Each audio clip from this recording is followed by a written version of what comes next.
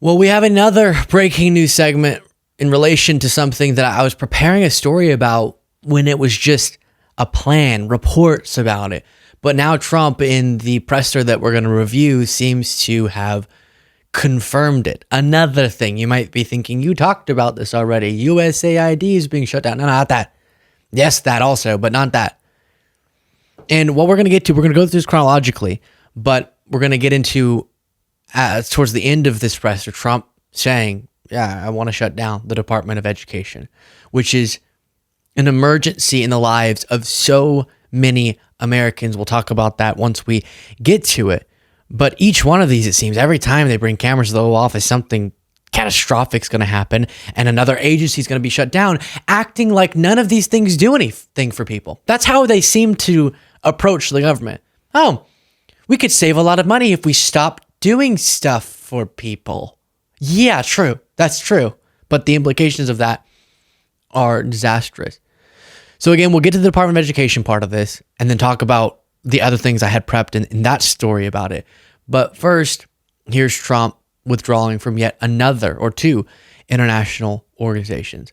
While you watch, if you appreciate all of these updates and all the craziness being brought to you on this show, I'd appreciate you clicking the subscribe button.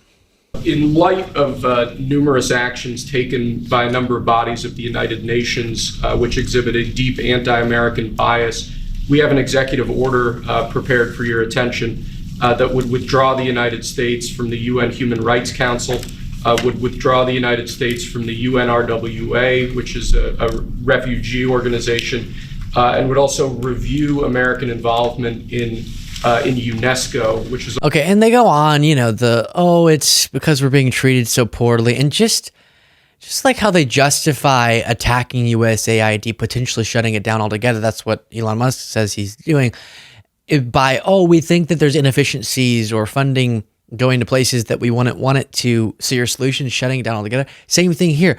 Pulling out of now World Health Organization, the Paris Climate Treaty, the now UN Human Rights Council, because we don't like that we're being treated. I don't even know what they mean by that, but we don't like that we're not being treated as well as Trump wants.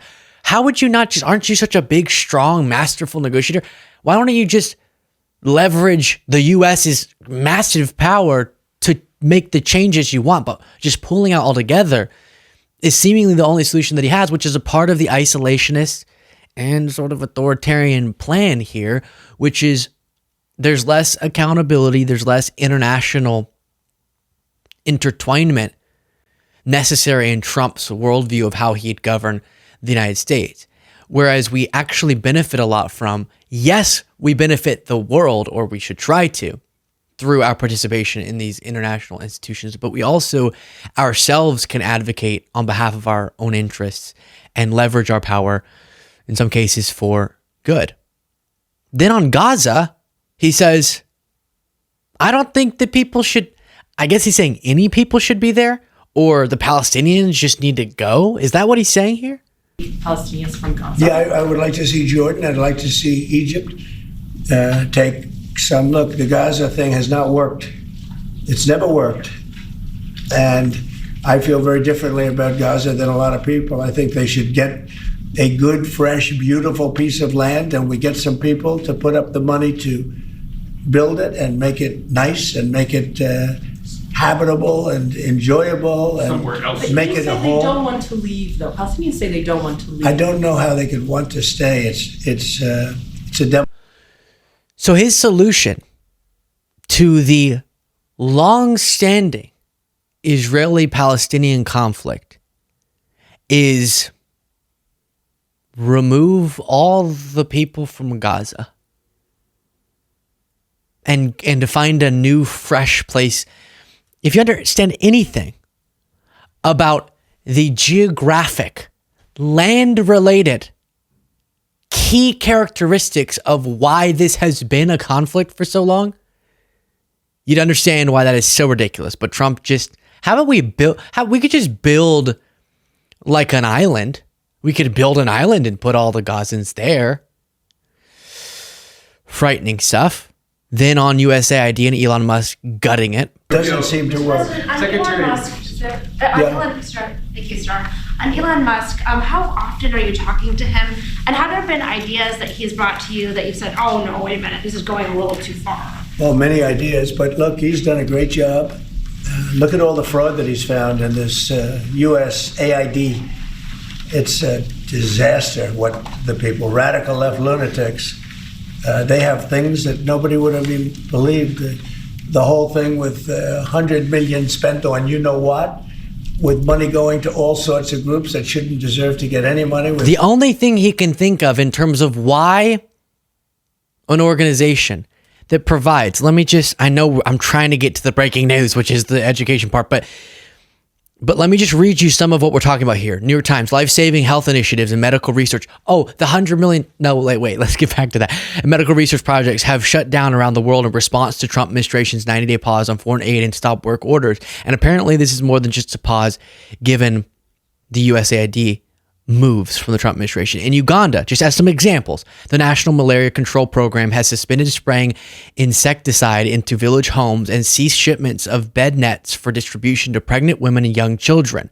Medical supplies, including drugs to stop hemorrhages in pregnant women and rehydration salts that treat life-threatening diarrhea in toddlers, cannot reach villages in Zambia because the trucking companies transporting them were paid through a suspended supply project of the United States Agency for International Development, or USAID. Dozens of clinic trials in South Asia, Africa, and Latin America have been suspended. Thousands of people enrolled in the study. You also have this. 2 weeks ago, I was combating diseases. We had 21 serious outbreaks at the time worldwide. 3 are serious now. An Ebola outbreak in the capital of Uganda. Bird flu has broken out in 49 countries. Our efforts to contain them have all been shut down.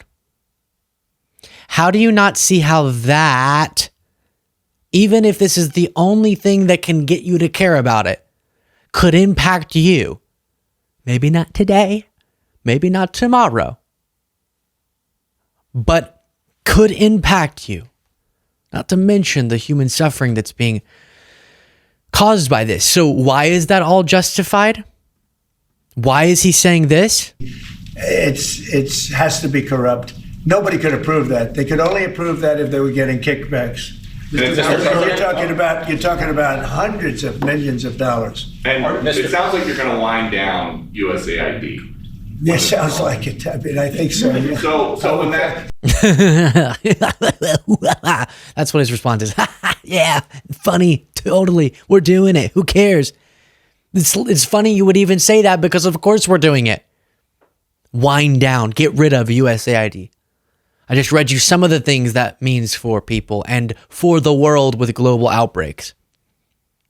And why is that all necessary? I keep asking. Because it used to be 50 million. Now he's juiced up the number to $100 million. Was spent on quote unquote, you know what. And the you know what is the fake claim that he keeps making about condoms, which is completely wrong. And now we get to the purpose of this video, 8 minutes in, which is he confirms the reports. To put herself out of a job, education department. So we're ranked number 40 out of 40 schools, right?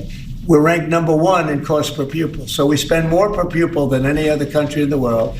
And we're ranked at the bottom of the list. We're ranked very badly. And what I want to do is let the states run schools. I believe strongly in school choice.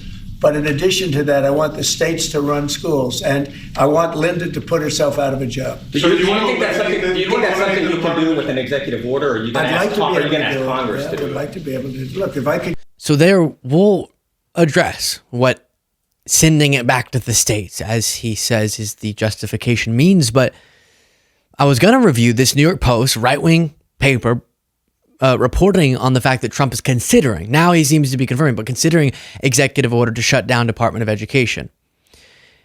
And I do have this vibe that with USAID and then this, Elon Musk gets ahead of it and he goes out there and says, yeah, I think Trump's intending on this. And then it forces Trump into having to confirm it and moves the timetable up. President Trump may use his executive powers to gut the Department of Education and then push for legislation to abolish it as part of his administration's efforts to shrink the size of government. Another thought while we're talking about this is this was one of the many things that Trump said on the campaign trail that so many people went, no, he's not going to do that. Because we saw that in the first term. He said a bunch in the campaign trail, and then a lot of it he didn't do. And it created this attitude where the best justification from so many MAGAs was, oh, he's not actually going to do a lot of this. That was the response from the teacher in Kentucky who said we would be devastated if we lost the federal funding. Many of the children who leave our school on Friday don't get a real meal until they come back on Monday. And it is low-income communities that rely on the Department of Education's funding. Trump administration officials are reportedly in talks about using executive order. And I should note that teacher said, I voted for Trump. I just didn't think he was going to do it. To shut down nearly all the agency's functions.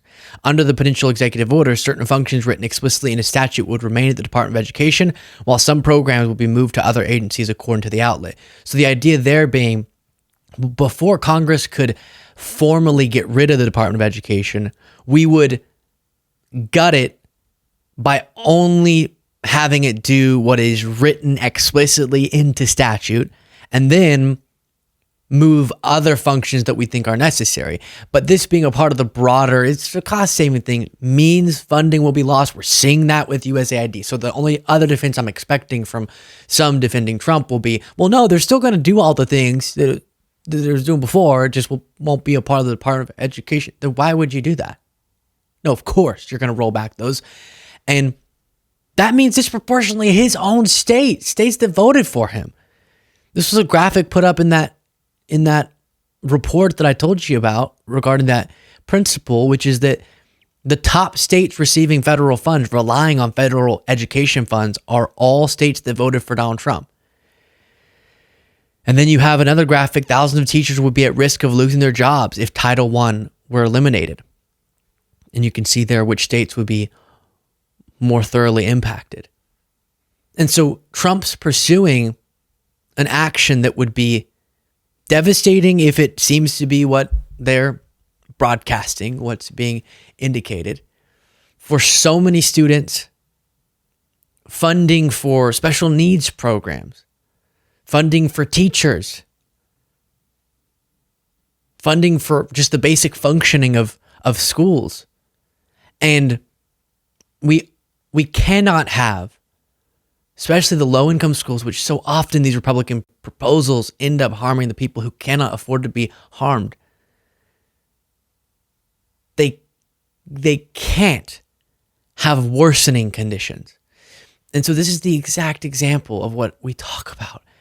Republicans break something, then point at it being broken as proof that they should get rid of it. They're going to gut the Department of Education as proof, and then they'll point to that as proof as why Congress should get rid of it altogether. And also Trump makes these claims about we're ranked 40th. We're not. We actually, in some rankings, are really, really high up in our educational outcomes. Still a lot of problems, but he's totally wrong about that as well. And then people who come out like Republican Senator John Kennedy to defend Trump just are utterly malicious. To my friends who are upset, I would say with respect, call somebody who cares. They better get used to this.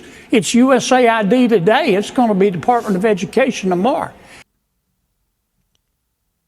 I told you just a moment ago about what the specific people who we're talking about, what would happen, what is happening with the cutting off of these funds and gutting of these programs. And I say again, some of you may think, well, that sounds terrible, but surely the only reason they have this attitude is because we just can't have this in the budget. We're just out of money.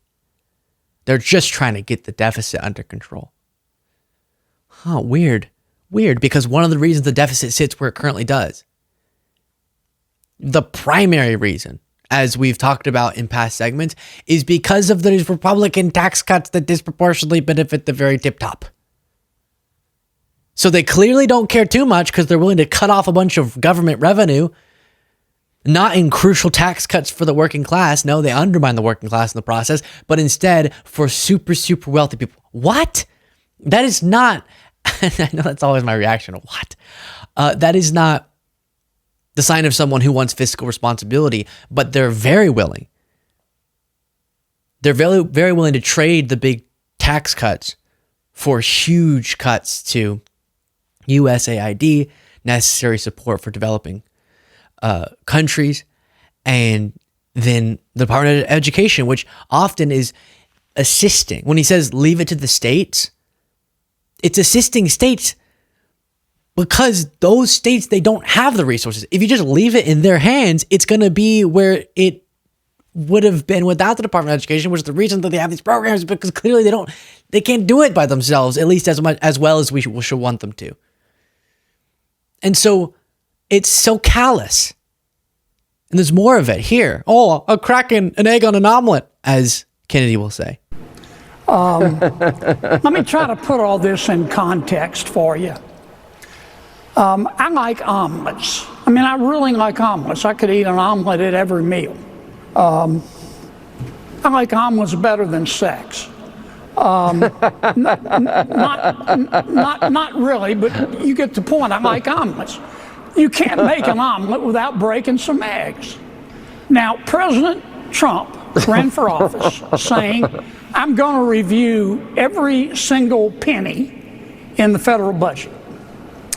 Now, how are you going to review the spending in the federal budget without reviewing the spending? And that little voice thing he does, not his real voice. We've watched the clips before. I don't know why he feels like he has to play a character. It's pretty insulting to his voters. But Mr. Rhodes Scholar here, which is what he is,